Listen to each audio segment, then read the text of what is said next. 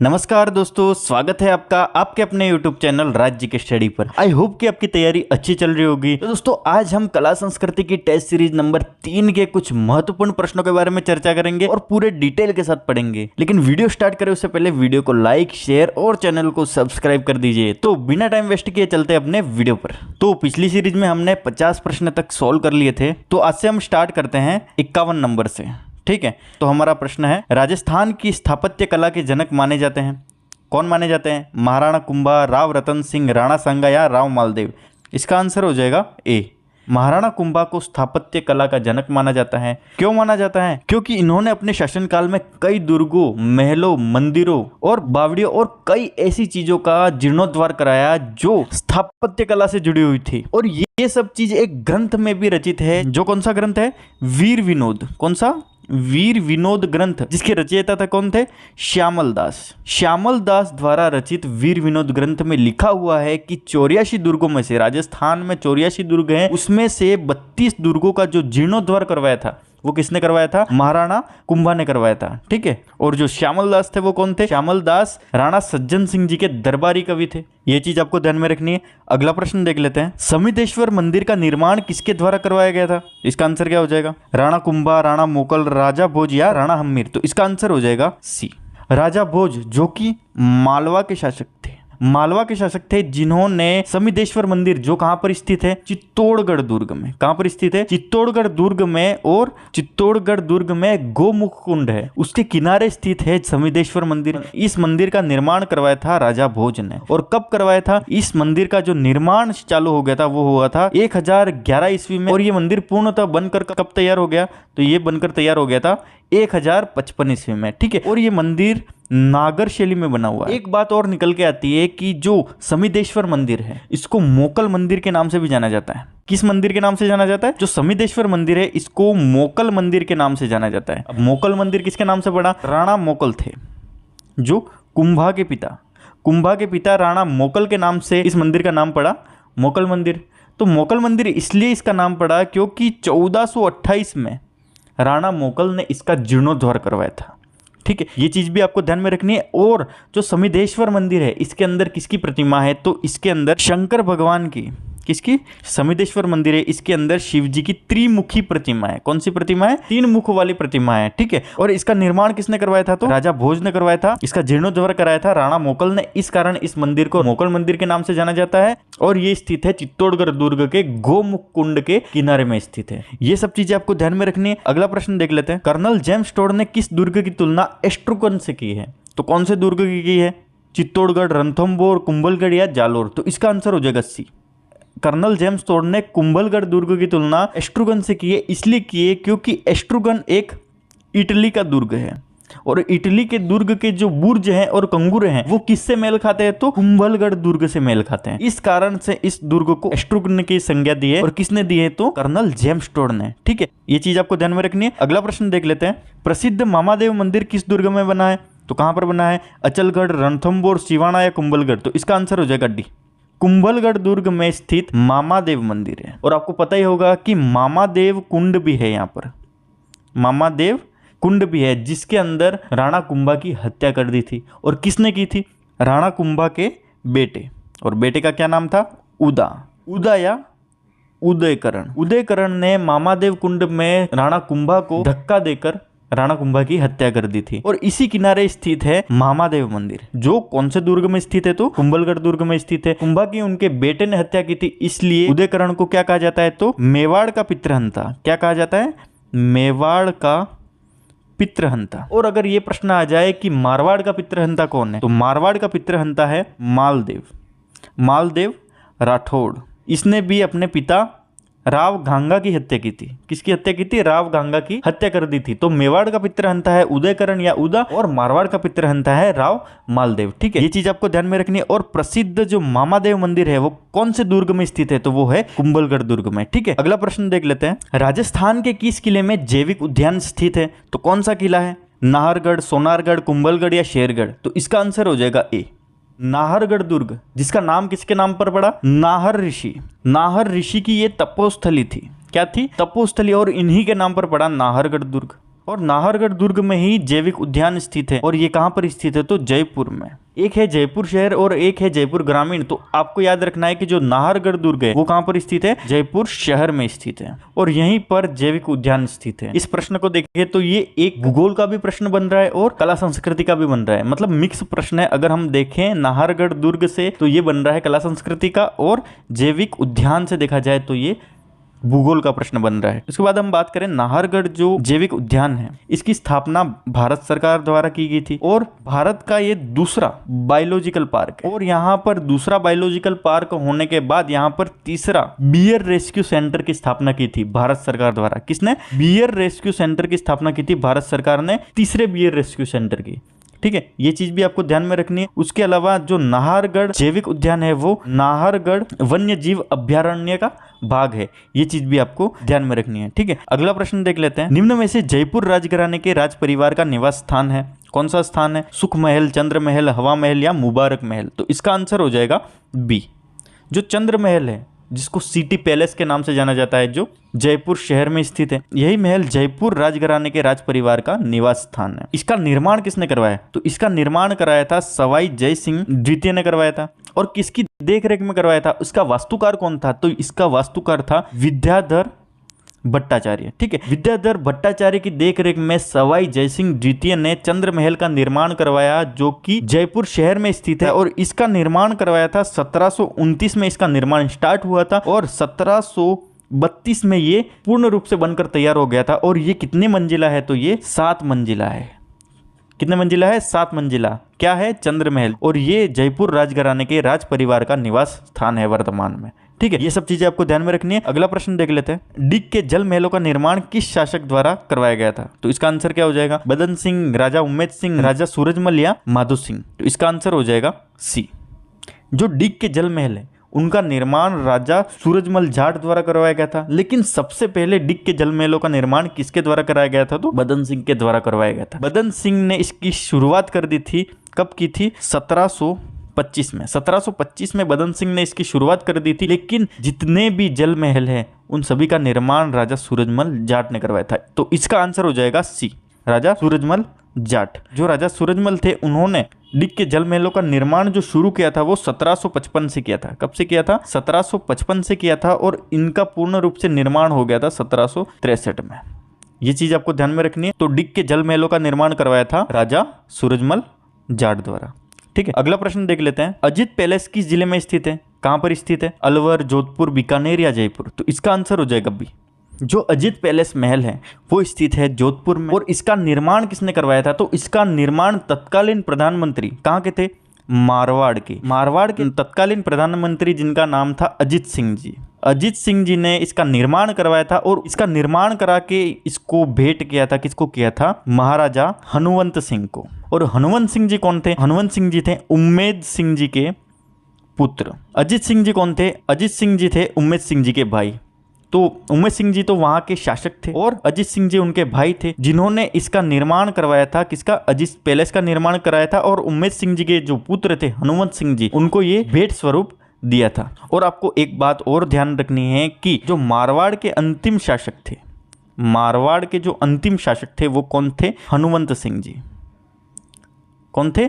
हनुवंत सिंह जी थे जो मारवाड़ के अंतिम शासक थे। और इनको अजित सिंह जी ने अजित पैलेस बनाकर भेंट किया था। ठीक है, ये सब चीजें आपको ध्यान में रखनी है। अगला प्रश्न देख लेते हैं। राजस्थान में पटवों की हवेली कहां पर स्थित है? तो कहां है? बीकानेर, चूरू, जैसलमेर या झुंझुनू? तो इसका आंसर हो जाएगा सी। राजस्थान में जो पटवों की हवेली है वो जैसलमेर में स्थित है। इसका निर्माण किसने करवाया था? तो गुमान चंद पटवान ने। गुमान चंद पटवान ने इसका निर्माण 1805 में करवाया था। इसका निर्माण होते होते 50 वर्ष पूरे हो गए थे। और 50 वर्ष में इस 5 मंजिला जो पटवों की हवेली है वो 5 मंजिला हवेली है। इसका निर्माण 1805 में अपने 5 पुत्रों के लिए इसका निर्माण करवाया था।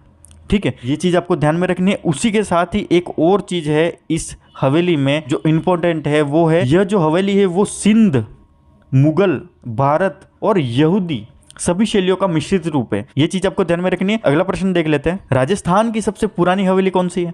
पटवों की हवेली, बघेरिया हवेली, बिड़ला हवेली या बच्छावतों की हवेली? इसका आंसर हो जाएगा डी, बच्छावतों की हवेली।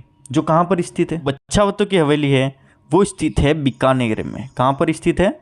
बीकानेर में स्थित है और ये सबसे पुरानी हवेली है। इसका निर्माण जो करवाया था वो करवाया था 1593 में। और किसने करवाया था? कर्ण सिंह बछावत ने करवाया था। ठीक है, ये चीज आपको ध्यान में रखनी है। इसी के साथ ही हम बात करें भगेरिया हवेली, तो जो भगेरिया हवेली है वो स्थित है झुंझुनू में। ठीक है, बिरला हवेली कहाँ पर स्थित है? तो बिरला हवेली भी झुंझुनू में स्थित है। उसके अलावा हम बात करें जो पटवों की हवेली है वो कहाँ पर स्थित है? जैसलमेर में स्थित है। ये सब चीजें आपको ध्यान में रखनी है। अगला प्रश्न देख लेते हैं। राजस्थान में 25 हवेली कहां पर स्थित है? तो कहां पर स्थित है? जोधपुर, सीकर, झुंझुनू या चूरू? तो इसका आंसर हो जाएगा जो 25 हवेली है वो स्थित है जोधपुर में। इसी के साथ हम बात करें जोधपुर में कौन कौन सी और हवेलियां स्थित है। राखी हवेली, पोकरण हवेली, पाल हवेली, आसोप हवेली, ये सब हवेलियां कहां पर स्थित है? जोधपुर में स्थित है। ठीक है, अगला प्रश्न देख लेते हैं। निम्न में से फड़ चित्रकला के प्रसिद्ध चित्रकार हैं कौन है? अनूप जोशी, श्री लाल जोशी, नरोत्तम शर्मा या मधु भट्ट? तो इसका आंसर हो जाएगा बी। श्री लाल जोशी हैं वो फड़ चित्रकला के प्रसिद्ध चित्रकार हैं और इनको भारत सरकार द्वारा 2006 में, कब? 2006 में भारत सरकार द्वारा किससे नवाजा गया था? तो पद्मश्री से नवाजा गया था। ये चीज आपको ध्यान में रखनी है। इसी के साथ ही इनकी जो प्रसिद्ध फड़ है वो कौन सी फड़ है? तो देवनारायण जी की। कौन सी? देवनारायण जी की जो फड़ है जो सभी देवताओं में सबसे लंबी फड़ है और ये फड़ श्री लाल जोशी की सबसे प्रसिद्ध फड़ है। और लाल जोशी कहाँ के हैं? तो लाल जोशी निवासी हैं शाहपुरा के। पहले शाहपुरा किस में आता था? भीलवाड़ा में आता था। अब शाहपुरा अलग कर जिला बना दिया गया और इसी शाहपुरा से बिलोंग करते हैं श्री लाल जोशी, जिनको 2006 में पद्मश्री से नवाजा गया था। ठीक है, ये चीज आपको ध्यान में रखनी है। अगला प्रश्न देख लेते हैं। राजस्थान में मांड गायन किस क्षेत्र की प्रसिद्ध है? तो कौन से क्षेत्र की प्रसिद्ध है? जैसलमेर, धौलपुर, श्री गंगानगर या डूंगरपुर? तो इसका आंसर हो जाएगा ए। मांड गायन जैसलमेर का प्रसिद्ध है और जैसलमेर के आसपास का जो क्षेत्र है उसको क्या कहा जाता है? तो मांड क्षेत्र कहा जाता है। और इसी मांड क्षेत्र की जो लोक गायन शैली है इसको कहा जाता है मांड गायन। और मांड जैसलमेर के साथ ही अलग अलग जिलों की अलग अलग मांड हैं, जिसमें उदयपुर की मांड, जोधपुर की मांड, जयपुर की मांड, बीकानेर की मांड, ऐसे ही जैसलमेर की मांड, इन नामों से मांड को जाना जाता है। ठीक है, तो वैसे मांड गायन है वो जैसलमेर का प्रसिद्ध है। ये चीज आपको ध्यान में रखनी है। अगला प्रश्न देख लेते हैं। घुघरी गीत किस अवसर पर गाया जाता है? तो किस अवसर पर गाया जाता है? विवाह पर, बच्चे के जन्म पर, विदाई पर या होली पर? तो इसका आंसर हो जाएगा बी। बच्चे के जन्म पर घुघरी गीत गाया जाता है। बच्चे के जन्म पर घुघरी गीत गाया जाता है। तो अगर प्रश्न ऐसा पूछ लिया जाए कि पुत्र के जन्म पर कौन सा गीत गाया जाता है, तो पुत्र के जन्म पर जो गीत गाया जाता है वो है जच्चा होलर। जच्चा होलर गीत पुत्र के जन्म पर गाया जाता है और महिलाओं द्वारा गाया जाता है। और इस गीत में जो गर्भिणी माँ होती है, गर्भिणी माँ की प्रशंसा होती है और वंश वृद्धि की कामना की जाती है और शिशु के लिए मंगल कामनाएं की जाती है। कौन से गीत में? जच्चा होलर गीत में, जो पुत्र जन्म पर गाया जाता है। और जो घुघरी गीत है वो किसी भी बच्चे के जन्म पर गाया जाता है। ये सब चीजें आपको ध्यान में रखनी है। अगला प्रश्न देख लेते हैं। राजस्थान में कथक नृत्य की शुरुआत कहाँ से हुई? तो कहाँ से हुई? बीकानेर, जोधपुर, जयपुर या उदयपुर? तो इसका आंसर हो जाएगा सी, जयपुर। जो कथक नृत्य का पुराना राजघराना है या पुराना घराना है जो कथक नृत्य से जुड़ा हुआ है। सबसे पहले कथक नृत्य की जो शुरुआत हुई थी भारत में वो कहाँ से हुई थी? तो जयपुर से हुई थी। और कब हुई थी? तो ये हुई थी 13वीं सदी में। 13वीं सदी में जयपुर में कथक नृत्य की शुरुआत हुई थी, जो राजस्थान का कौन सा नृत्य है? शास्त्रीय नृत्य है। कौन सा नृत्य है? शास्त्रीय नृत्य, कथक नृत्य है, जिसकी शुरुआत भारत में सबसे पहले 13वीं सदी में जयपुर से हुई थी। इसलिए इस नृत्य के घराने को कौन सा घराना कहा जाता है? तो आदिम घराना कहा जाता है। और अगर हम बात करें जो कथक का नवीनतम घराना है या नया घराना कौन सा है? तो लखनऊ है। कौन सा है? लखनऊ। ठीक है, ये नवीनतम घराना। तो राजस्थान में कथक नृत्य की शुरुआत कहां से हुई थी? तो जयपुर से हुई थी। ठीक है, अगला प्रश्न देख लेते हैं। निम्न में से कालबेलिया जनजाति का लोक नृत्य नहीं है? तो इसमें पूछा गया है लोक नृत्य नहीं है। और कौन सी जनजाति का नहीं है? तो कालबेलिया जनजाति का नहीं है। तो इसमें से पनिहारी नृत्य, शक नृत्य, इंद्रपुरी नृत्य और इंडोली नृत्य, तो इसमें से कौन सा नहीं है? इसका आंसर हो जाएगा सी। इंद्रपुरी नृत्य है वो कालबेलिया जनजाति का नहीं है। तो कौन सी जनजाति का है? तो इंद्रपुरी जो नृत्य है वो है सहरिया जनजाति का। और सहरिया जनजाति कहाँ पर निवास करती है? तो ये बारां में।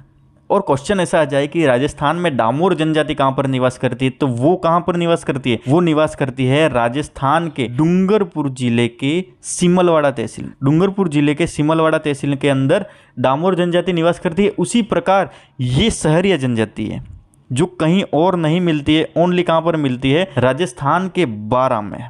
और इसी जनजाति का नृत्य है इंद्रपुरी नृत्य। और ये तीनों नृत्य हैं पनिहारी, शक और इंडोली, ये तीनों कालबेलिया जनजाति के हैं। तो इंद्रपुरी जो नृत्य है इसमें रागिनी गीत गाया जाता है और ये विवाह के अवसर पर किया जाता है। कौन सा नृत्य? इंद्रपुरी नृत्य। ये चीज आपको ध्यान में रखनी है। अगला प्रश्न देख लेते हैं, बेरीहाल नृत्य कहाँ का प्रसिद्ध है? तो कहाँ का प्रसिद्ध है? भीलवाड़ा, उदयपुर, ब्यावर या धौलपुर? तो इसका आंसर हो जाएगा बी, बेरीहाल नृत्य उदयपुर का प्रसिद्ध है। सबसे पहले हम बात कर ले बेरीहाल।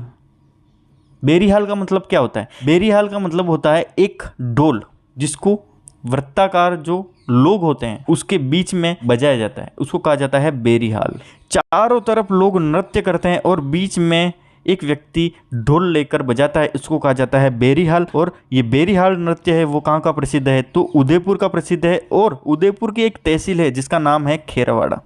उदयपुर की खेरवाड़ा तहसील के अंदर कब किया जाता है? तो रंग पंचमी पर। रंग पंचमी पर बेरीहाल नृत्य किया जाता है जो उदयपुर की खेरवाड़ा तहसील में किया जाता है। और जो बेरीहाल है वो एक ढोल होता है जिसको बीच में लेकर बजाया जाता है और उसके चारों तरफ लोग नृत्य करते हैं। ठीक है, ये चीज आपको ध्यान में रखनी है। अगला प्रश्न देख लेते हैं, राजस्थान में जगन्नाथ कच्छवा की छतरी किस जिले में स्थित है? तो कहां पर है? भीलवाड़ा, जोधपुर, डीडवाना, कुचामन या शाहपुरा? तो जो जगन्नाथ कच्छवा की छतरी है वो स्थित है भीलवाड़ा में। भीलवाड़ा के मांडल कस्बा है एक, भीलवाड़ा का मांडल कस्बा है, इसमें स्थित है जगन्नाथ कच्छवा की छतरी। और जो जगन्नाथ कच्छवा है इनका यहाँ पर स्मारक मतलब चबूतरा बना हुआ है। चबूतरे के ऊपर 32 खंभों की छतरी है। कितने खंभों की? 32 खंभों की छतरी है जो संगमरमर द्वारा निर्मित है। सफेद संगमरमर से बनाई गई 32 खंभों की छतरी है जो कहाँ पर स्थित है? भीलवाड़ा के मांडल कस्बे में। और ये छतरी बनी हुई है इनकी समाधि पर। कहाँ पर बनी हुई है? इनकी समाधि पर बनी हुई है। और इसी समाधि की जो छतरी है इसके अंदर एक संगमरमर का शिवलिंग स्थित है। इस कारण से ये जो छतरी है इसको हिंदू और मुस्लिम स्थापत्य कला का अनूठा उदाहरण कहा गया है। किसको कहा गया है? जो जगन्नाथ कच्छवा की छतरी है 32 खंभों की। अगर हम बात करें भीलवाड़ा का जो मांडल कस्बा है वो भीलवाड़ा का वर्तमान में विधानसभा क्षेत्र है और इसी में स्थित है जगन्नाथ कच्छवा की छतरी। ठीक है, अगला प्रश्न देख लेते हैं, गरीब नवाज ख्वाजा मोइनुद्दीन चिश्ती की मजार पर भवन के निर्माण का श्रेय किसको जाता है? गयासुद्दीन खिलजी को, सुल्तान मोहम्मद खिलजी को, उस्मान अली को या शाहजहां को? तो इसका आंसर हो जाएगा ए, गयासुद्दीन खिलजी है। इन्होंने ही ख्वाजा मोइनुद्दीन चिश्ती की मजार पर भवन का निर्माण करवाया था। गयासुद्दीन खिलजी कौन है? ये सुल्तान मोहम्मद खिलजी के बेटे हैं और ये मालवा के शासक थे। और इसका निर्माण कब कराया था? तो जो गयासुद्दीन खिलजी इन्होंने इसका निर्माण 1464 में स्टार्ट करवा दिया था और इसके बनते बनते 1537 में ये पूर्ण रूप से बनकर तैयार हो गया था। ये चीज आपको ध्यान में रखनी है। अगला प्रश्न देख लेते हैं, राजस्थान में काका जी की दरगाह किस जिले में स्थित है? नागौर, बीकानेर, जालोर या प्रतापगढ़? तो ये स्थित है प्रतापगढ़ में। जो काका जी की दरगाह है वो स्थित है प्रतापगढ़ में और इसको कहा जाता है कांठल का ताजमहल। अगर ये प्रश्न पूछ लिया जाए कि कांठल का ताजमहल किसको कहा जाता है तो काका जी की दरगाह को कहा जाता है, जो कहां पर स्थित है? तो राजस्थान के प्रतापगढ़ जिले में। और यहां पर अधिकतर बोहरा समाज के लोग आते हैं। ये चीज भी आपको ध्यान में रखनी है। अगला प्रश्न देख लेते हैं, विजय स्तंभ का निर्माण करवाने वाले राजस्थान के शासक हैं राणा कुंभा, राणा स्वरूप सिंह, उम्मेद सिंह या राणा हम्मीर? तो इसका आंसर हो जाएगा ए, राणा कुंभा ने विजय स्तंभ का निर्माण करवाया था और ये राणा कुंभा की कीर्ति का प्रतीक माना जाता है। कैसे माना जाता है? राणा कुंभा ने इसका निर्माण कब करवाया था? 1440 से 1448। 40 में स्टार्ट किया था, 1448 में पूर्ण रूप से बनकर तैयार हो गया था। लेकिन क्यों करवाया था? 1437 में एक युद्ध हुआ था। कौन सा युद्ध हुआ था? सहारंगपुर का। सहारंगपुर वर्तमान में कहाँ पर पड़ता है? तो भीलवाड़ा में। भीलवाड़ा के सहारंगपुर में 1437 में एक युद्ध हुआ था। वो किससे हुआ था? तो महमूद खिलजी से। किससे हुआ था? मालवा के शासक था महमूद खिलजी से युद्ध हुआ था और युद्ध में जीत हुई थी राणा कुंभा की। और इसी जीत की खुशी में राणा कुंभा ने 1440 में इसका निर्माण करवाया था, तो विजय स्तंभ का निर्माण करवाया था। और ये विजय स्तंभ है वो किसको समर्पित है? तो विष्णु भगवान को समर्पित है। और इसको क्या कहा जाता है? इसको विष्णु ध्वजगढ़ के नाम से भी जाना जाता है या मूर्तियों का अजायबघर कहा जाता है, क्योंकि यहाँ पर असंख्य मूर्तियां बनी हुई है। ये चीज आपको ध्यान में रखनी है। तो विजय स्तंभ का निर्माण किसने कराया था? राणा कुंभा ने करवाया था। ज्यादा डिटेल में पढ़ेंगे तो वीडियो बड़ा बन जाएगा, इसलिए जो विजय स्तंभ है इसके बहुत से प्रश्न बनते हैं, तो उसको अगली सीरीजों में ऐड करते जाएंगे। ठीक है, अगला प्रश्न देख लेते हैं, वेली टावर घंटाघर राजस्थान में कहां पर स्थित है? टोंक, जोधपुर, कोटा या अजमेर? तो इसका आंसर हो जाएगा सी, वेली टावर घंटाघर है वो राजस्थान के कोटा जिले में स्थित है। और इसका निर्माण किसने करवाया था? तो महाराव उम्मेद सिंह जी ने करवाया था। तत्कालीन जो राजा थे वहां के कोटा के महाराव उम्मेद सिंह जी द्वितीय। और इसका नाम वैली टावर घंटाघर इसलिए पड़ा क्योंकि कोटा के तत्कालीन पॉलिटिकल एजेंट कौन थे? वैली। कौन थे? वैली। और वैली की देखरेख में ये टावर का निर्माण करवाया था, इस कारण से इसको वैली टावर के नाम से जाना जाता है। और ये जो टावर है इसको कोटा की प्रथम आधुनिक इमारत के नाम से जाना जाता है। जो वैली टावर है इसको कोटा की प्रथम आधुनिक इमारत कहा जाता है। ठीक है, ये चीज भी आपको ध्यान में रखनी है। अगला प्रश्न देख लेते हैं। राजस्थान में कर्णसवा शिव मंदिर किस जिले में स्थित है? तो कहां पर स्थित है? कोटा, बीकानेर, करौली या ब्यावर? तो इसका आंसर हो जाएगा ए। कर्णसवा शिव मंदिर है कोटा जिले में। और कर्णसवा नाम कैसे पड़ा? तो यहाँ पर पहले कण्व ऋषि का आश्रम था। किसका था? कण्व ऋषि का आश्रम था, इस कारण से इसका नाम पड़ा कर्णसवा शिव मंदिर। और जो कर्णसवा शिव मंदिर है इसकी ये खासियत है कि 20 से 25 फीट अंदर जो शिवलिंग है इसके ऊपर सूर्य की पहली किरण पड़ती है। सूर्य की जो पहली किरण होती है वो शिवलिंग के ऊपर पड़ती है, जो 20 से 25 फीट अंदर की तरफ है। ये चीज आपको ध्यान में रखनी है। अगला प्रश्न देख लेते हैं। जयपुर में सिटी पैलेस म्यूजियम की स्थापना किसके द्वारा की गई? तो इसका आंसर क्या हो जाएगा? सवाई जयसिंह द्वितीय, राम सिंह द्वितीय, सवाई मानसिंह द्वितीय या सवाई प्रताप सिंह द्वितीय? तो इसका आंसर हो जाएगा सवाई मानसिंह जी द्वितीय। और सवाई मानसिंह जी द्वितीय ने